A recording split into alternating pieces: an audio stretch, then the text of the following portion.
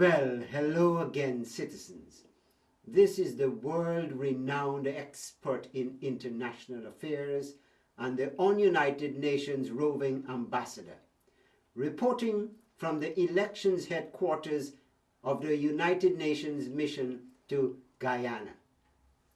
Citizens, once again, the country is approaching another season of division and derision in the politics of Guyana. And once again, the United Nations has been summoned to monitor and streamline the elections or selection process for the Guyanese people. My dealings as world-acclaimed expert and roving United Nations ambassador takes me to many hotspots around the world where I employ my wide and varied expertise to ease global tension and to promote religiosity by preventing the unauthorized spread of obeah from the least developed countries to the more developed nations. I have broadcasts from war-torn Somalia, Taliban-struck Afghanistan, and American invaded Iraq. Tonight, I am privileged to broadcast from another hotspot, the rhetoric deluged, hopscotch deranged, and the crisscross political landscape of this dear, ravaged, and ravishing capital of Georgetown, Guyana. The Secretary General of the United Nations and the world at large have recognized and lauded my skills and exploits in the field of electioneering with respect to stealing, sealing, and unsealing of ballot boxes, and have requested my presence in this hotspot as election fever is at high pitch, with politicians crossing and recrossing floors looking for novel ways to live off the backs of poor people. Citizens, my expertise and experience in demographic statistics is invaluable in this position, where the hopes and aspirations of a nation are at risk. I am not a common observer. I am an international expert with an uncanny ability to detect dirty politics. I will use my intuitive powers to analyze all data that deals with elections and shifty-eyed politicians.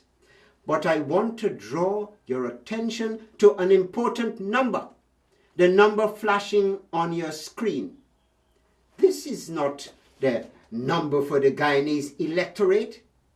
No, it is not the number of people who will report to the rum shops instead of the polling stations. It is the number of the Know-It-All Foundation. Call this number and make your pledge, and you can be assured that the Know-It-All Foundation will always be there to comfort when your politician takes your vote and jumps like a crawpod over the palm tree or into a dented enamel cup or a rusty posy. Citizens, as I move around the city and the various regions, I will be accompanied by a battalion of soldiers provided by the United Nations. You will recognize these soldiers by their bright red boxer shorts and their twin-stringed slingshots. Do not be alarmed. These soldiers are not here to interfere with your elections. They are here solely for my protection. My soldiers are not equipped to hijack your votes. The Palm Tree General has assured us that only his army has the requisite expertise to seize ballot boxes and interrupt electoral process. Citizens, you know very well why the United Nations has been granted observer status during this trying period. As a man, weaned on data and well versed in the act of statistical deception, I have requested the complete register of all voters from the animal shelter. Excuse me, the Elections Commission.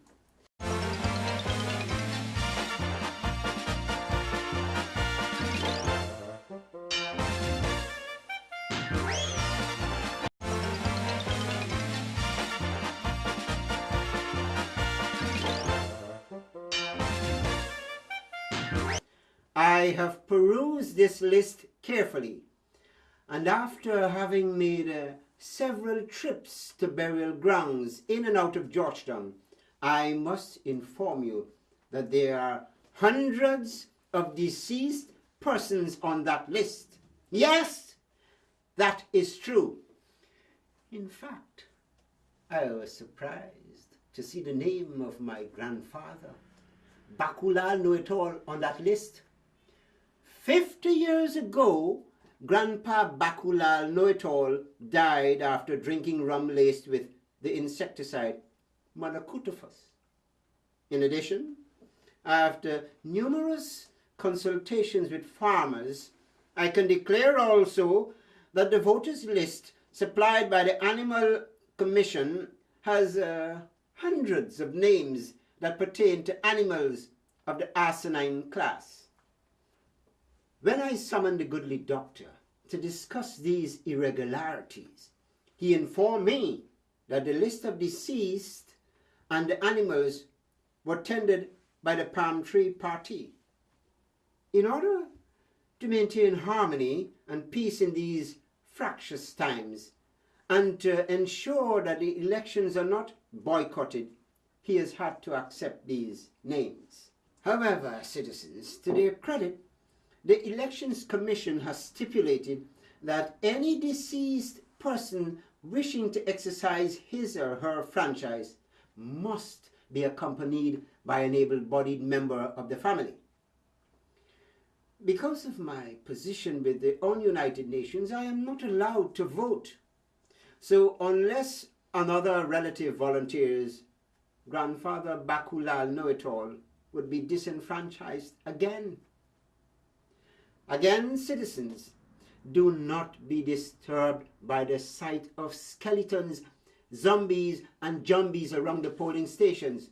Nay, it is not Halloween in America, but elections in Guyana. The Palm Tree Party has maintained that jackasses and geniuses are loyal participants in this democracy since they voted in the past on the Burnham. Precedent has been set. Even the lawyers of the PPP couldn't disagree with this legal argument. So on elections day, these animals will be first in line to exercise their franchise. I must say that I am in full agreement with the ruling. In all my years of observing elections from China to Iran, I have never seen a jackass creating havoc on elections day or arguing in a rum shop. In fact, for the next elections, I would recommend that all jackasses should vote and the humans should remain at home. To ensure a smooth election process, I therefore urge all animal owners to check their voters list carefully to ascertain the voting status of their animals. If your animal is of voting age but it is not listed, please call the number flashing on the screen and make your contribution and make your complaint. And my foundation will send an apology to your ass.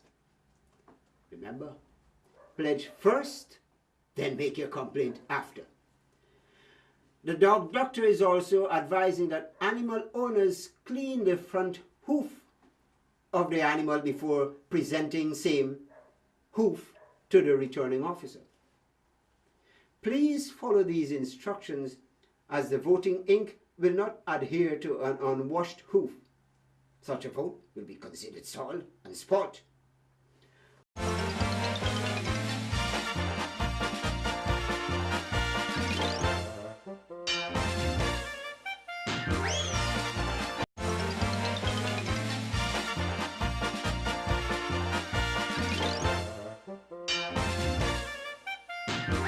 Also, citizens, my slingshot brigade and I will be randomly checking voters from all across the nation. We will be inspecting tongues, toes, digits, genitals, and teeth for the indelible voters' ink. Be prepared to expose yourself to us as we are legally bound and committed to stamp out multiple voting. Be advised, the ink used on election day remains the property of the ununited nations and its lawful representatives. I reserve the right to dispense, withdraw, or anoint ink at any polling place. I am prepared to expose and dispose of any kind of tomfoolery on elections day. Citizens, when I submitted my initial report to the ununited nations and informed them of the strange behavior of politicians as they jump from party to party like crawpod in the rain, the Secretary General wanted to know if I was observing a game of hopscotch or musical chairs. Guyanese politicians crisscross and change parties in a polygamous relationship. In bed with one party one day and into another bed the next day. They not only cross the floor, but wade through the cesspool of political opportunism as they seek to feather their nests. Even the newspaper professor is left dazed as he follows his political idols from one house of ill repute to another.